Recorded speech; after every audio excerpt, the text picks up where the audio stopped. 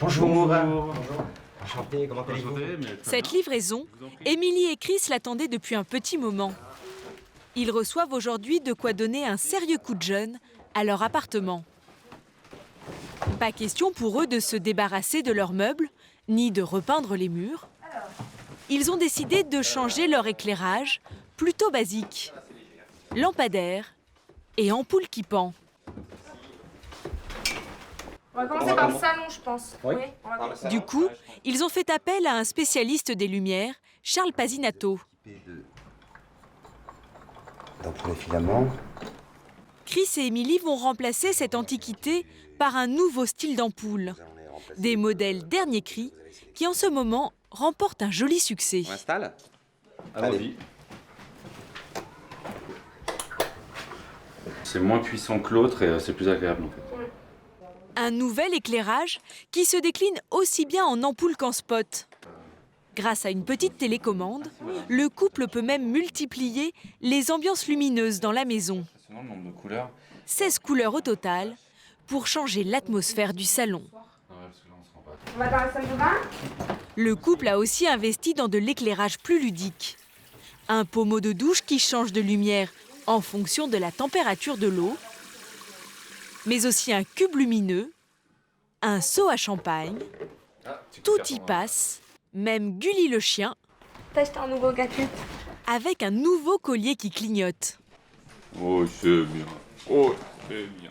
En tout, Chris et Émilie ont dépensé 1 300 € pour transformer leur appartement en palais des 1001 nuits.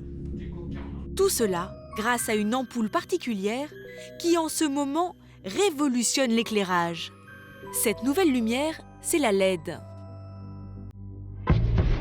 La LED, ou diode électroluminescente, c'est la nouvelle tendance déco dans la maison. Une petite puce électronique qui éclaire et qui envahit les rayons des grandes surfaces. L'année dernière, il s'en est vendu plus de 2 millions. Une technologie conçue dans les années 60 par Nicoloniak, un chercheur américain. Il met au point une diode qui produit de la lumière lorsqu'elle est traversée par un courant électrique.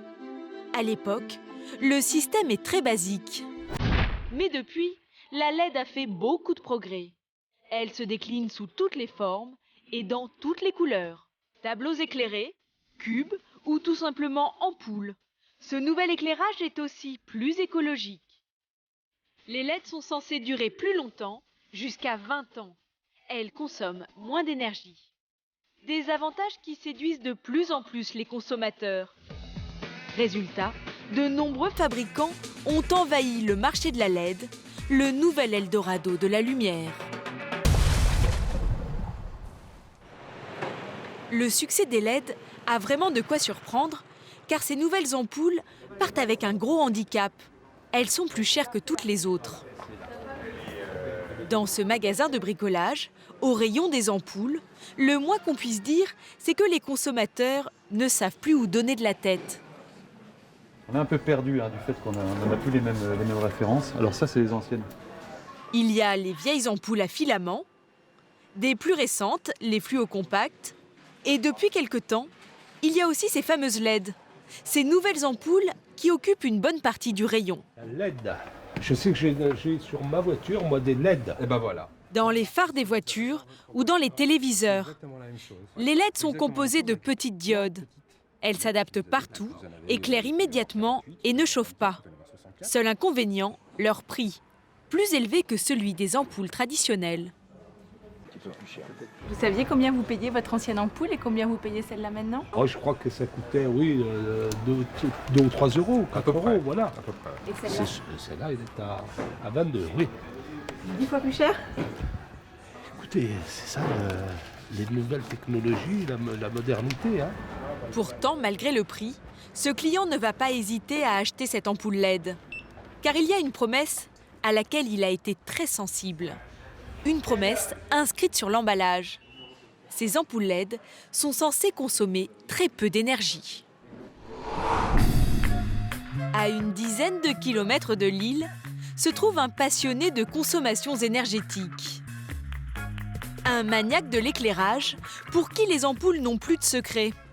Il y a 2 ans, Frédéric Wetzer a décidé d'équiper l'intégralité de sa maison en LED. Alors là, pour la chambre, on a équipé donc d'une ampoule LED 60 LED. Donc l'équivalence en éclairage est de 40 watts. Alors là, d'une salle de bain, j'estime qu'on doit avoir beaucoup plus clair. Donc malgré la taille de la pièce, j'ai équipé d'une 90 LED. Donc c'est l'équivalent d'une lampe de 50 watts, celle-ci. Installer des ampoules dernier cri, un petit plaisir qui a un prix. J'ai donc 24 points de lumière. Et ça m'a coûté avec une réduction de 10% de environ 300 €. Pour de la LED. Pour de la LED, uniquement de la LED, mais de qualité. Une dépense conséquente, mais le retraité a fait ses calculs. Alors là, nous sommes devant le compteur consommation. C'est ce qui me permet de déterminer tous mes gains d'énergie. Alors quand j'ai allumé donc, toutes les lampes LED de la maison ici, vous voyez, ça m'a donné 80 watts de consommation sur 1 heure. Si j'avais encore les lampes à incandescence, ça m'aurait fait 860 watts de consommation à l'heure. Ça vous paraît énorme? Ça me paraît énorme, parce que là, on peut diviser par 11. 11 fois moins d'électricité consommée avec ces nouvelles LED. Et du coup, une facture d'électricité beaucoup plus légère. J'ai fait des calculs qui seront, j'en suis persuadé, respectés. Ça sera environ 600 kWh d'économisés sur l'année. Et donc en argent? En argent, ça représentera 65 à 70 €. Grâce à ces économies sur sa facture, Frédéric aura rentabilisé ses ampoules d'ici 3 ans. Un avantage financier qui pousse de plus en plus de consommateurs à acheter ces nouvelles ampoules.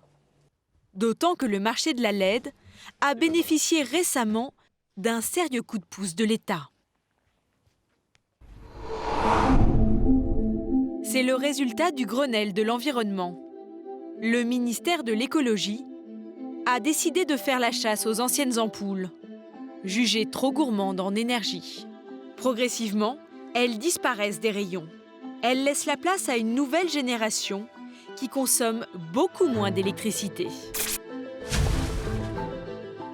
Tout le monde va devoir s'équiper. Résultat, le marché de la LED est en plein essor et cela donne des idées à des hommes d'affaires qui sont bien décidés à en profiter.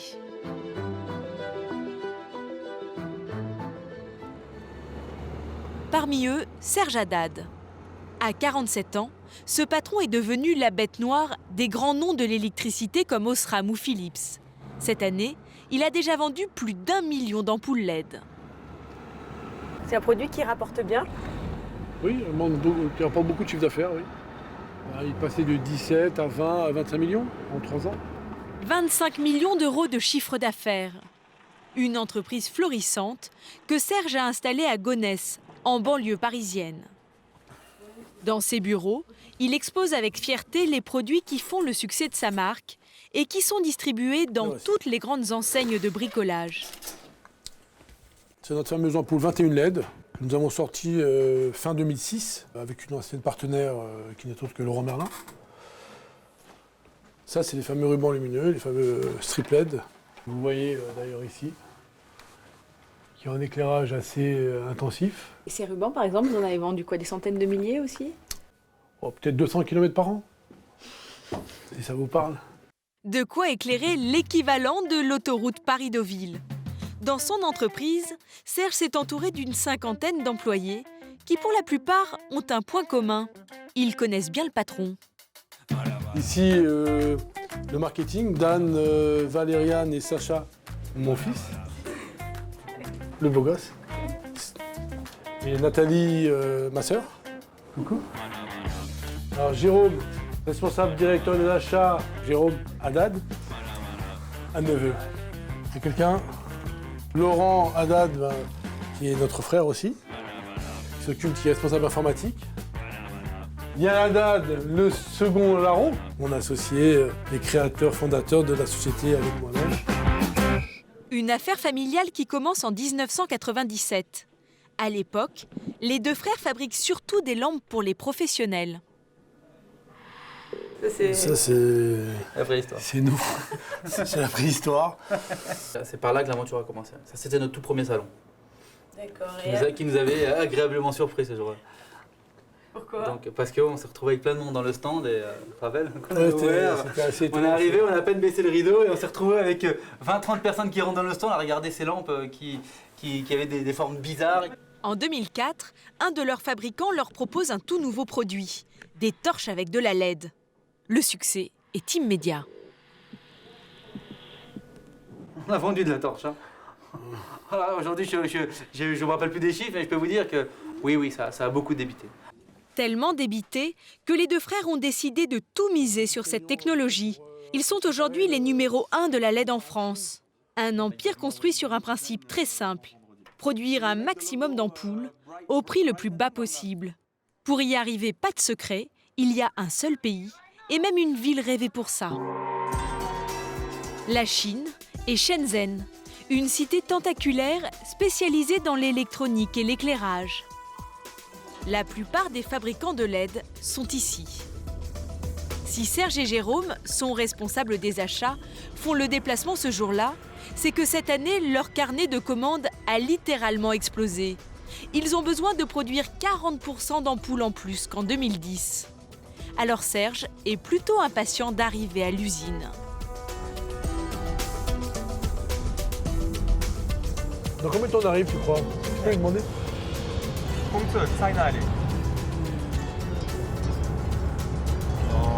25 minutes à peu près. Parler quelques mots de chinois, de quoi bluffer son patron.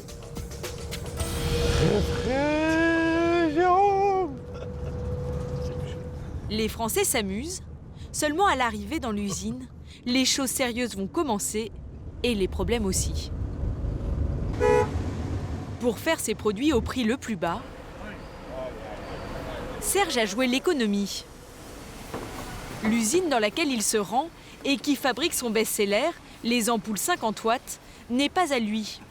En Chine, il sous-traite la fabrication de ses produits dans une dizaine de sites, car posséder son usine lui reviendrait bien plus cher.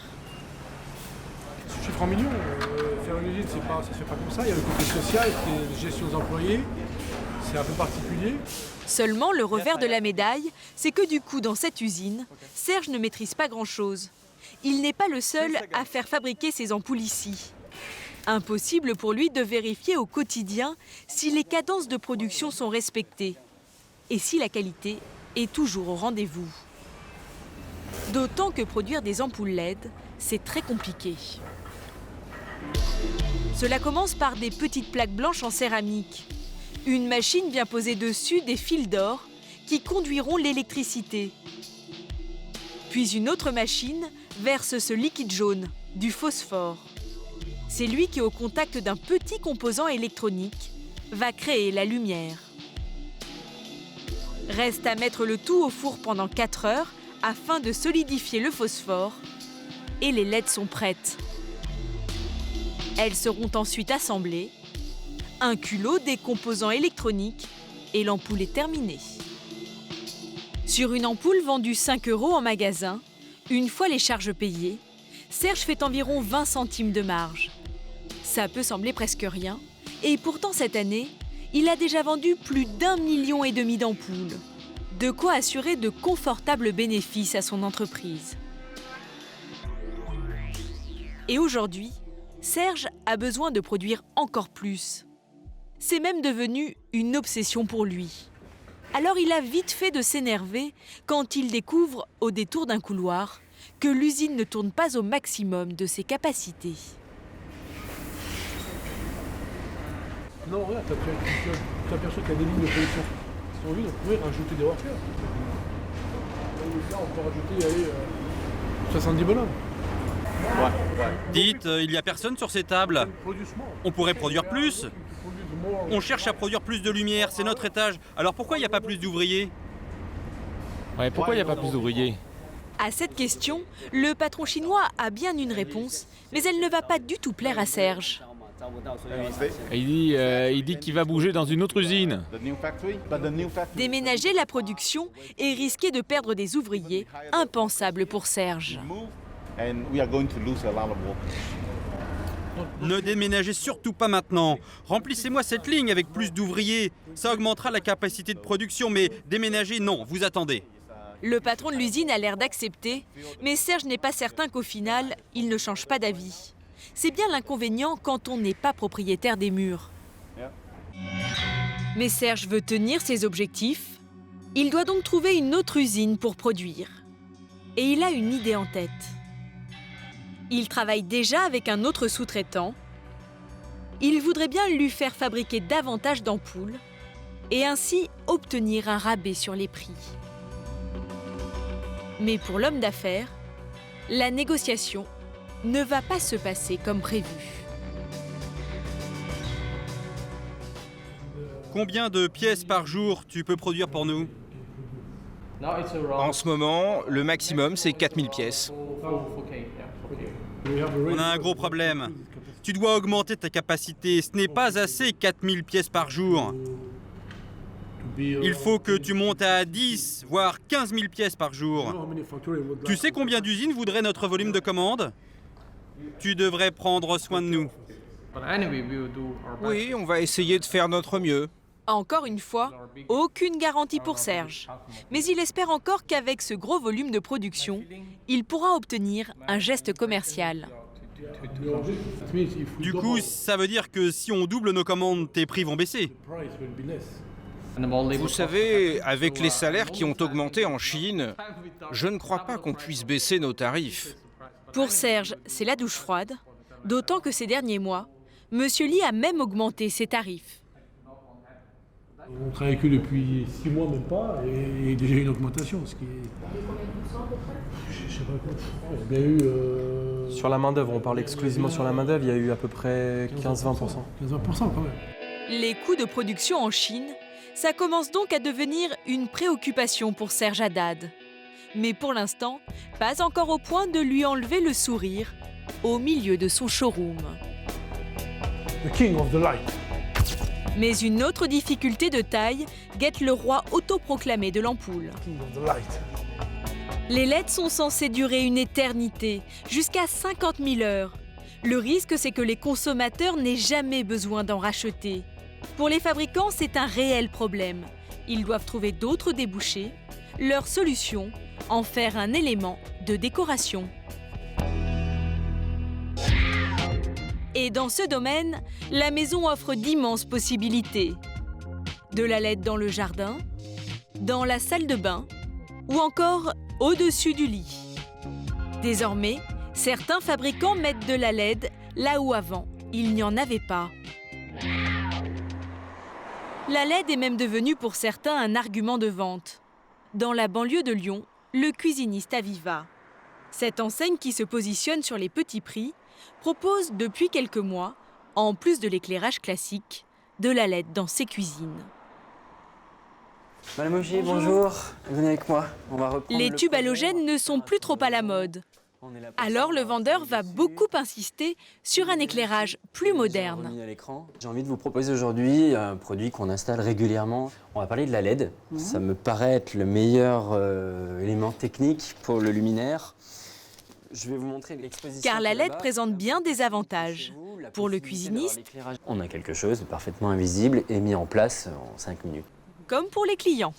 2 ambiances, de l'indirect, un éclairage d'appoint, du ponctuel, des choses qui sont là pour éclairer le plan de travail. On n'oublie pas qu'on va pouvoir vous proposer de l'éclairage blanc, mais 2 blancs différents. Il existe dans la LED le blanc froid, puis celui qui est exposé ici avec une petite pointe de bleu.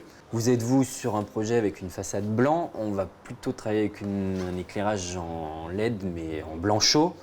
Seul inconvénient, la LED fait flamber la facture. Environ 500 € pour une cuisine toute équipée en LED. Une somme qui risque de freiner les ventes. Du coup, le cuisiniste accepte de baisser un peu ses prix. Georges Abou est le patron de l'enseigne. Régulièrement, il a rendez-vous avec ses fournisseurs qui lui proposent de nouveaux produits. Et là, mis à part, moi je trouve que c'est très joli parce qu'il y a un aspect décoratif, mais est-ce que c'est une fonction d'éclairage ou pas? Son objectif, proposer de la LED comme le font tous ses concurrents, mais sans trop augmenter le prix de vente de ses cuisines. Pour y arriver, il n'a pas vraiment le choix. Il est obligé de baisser sa marge.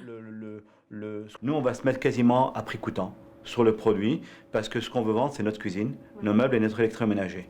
Et je crois que le LED vient terminer la cuisine, d'accord, et c'est un élément de décision qui peut emporter la décision du client chez nous. Pas de bénéfice sur les ampoules LED, mais Georges Abou peut se le permettre, car sur ses meubles de cuisine, il fait déjà une marge nette de 5%. Cuisine, salon, chambre à coucher. Aujourd'hui, les LED se retrouvent partout dans la maison. Une présence démultipliée qui soulève quelques questions dans un domaine auquel on ne pense pas forcément, celui de la santé. Un rapport de l'ANSES, l'Agence nationale de sécurité sanitaire, s'y est intéressé et sa conclusion est inquiétante. À terme, les LED pourraient être à l'origine de lésions sur les yeux des enfants. Un rapport établi par le professeur Francine Béard-Cohen, une ophtalmologue à l'hôpital de l'Hôtel-Dieu à Paris. En haut et à droite. Avec une équipe de chercheurs, ce médecin a analysé une vingtaine d'ampoules LED. Voilà, c'est parfait. Vous regardez tout droit, en vente sur le marché. Moi, je les regarde pas, je ne peux pas supporter. Ouais, c'est celle-là. Moi, je ne peux pas regarder, moi. Je n'arrive pas du tout, je trouve que c'est insupportable. Selon eux, toutes les LED ne se valent pas. Certaines seraient même dangereuses, en particulier pour les enfants de moins de 10 ans, car leur cristallin est encore fragile. Si on achète une lampe qui est un blanc chaud, warm, on ne peut jamais être dans une situation de risque. C'est-à-dire qu'on ne peut pas être dans une situation où on va avoir un risque de brûlure de la rétine. Par contre, avec des blancs froids ou des LED bleus, tout simplement, il y a des lampes bleues pour la décoration, à ce moment-là, on peut être dans une situation à risque. Encore une fois, c'est une question de distance, de durée d'exposition, etc. Les LED aux couleurs blanc, froid et bleu seraient donc à éviter. C'est pas recommandé de l'avoir trop proche en lampe de chevet ou d'être éclairé que par des lampes comme ça. Un enfant qui est dans une crèche, voilà, il peut être sur un plafonnier, il peut être en train de dormir, il y a un plafonnier qui émet une lumière froide. Le gamin, il le subit tout le temps. Et des années d'exposition à ces lumières pourraient avoir de graves conséquences sur la vue. Sur cette radio, par exemple, des lésions dans le fond de l'œil. C'est la perte de la vision centrale. Donc on n'est pas aveugle, mais on ne peut plus lire, on ne peut plus reconnaître les visages, on a un défaut du centre de la vision. C'est une des conséquences qu'on redoute. Des conséquences qui ne seront visibles que d'ici plusieurs années. En attendant, certains fabricants ont pris les devants. Sur leurs emballages, ils commencent à avertir les consommateurs des éventuels dangers de leurs ampoules LED.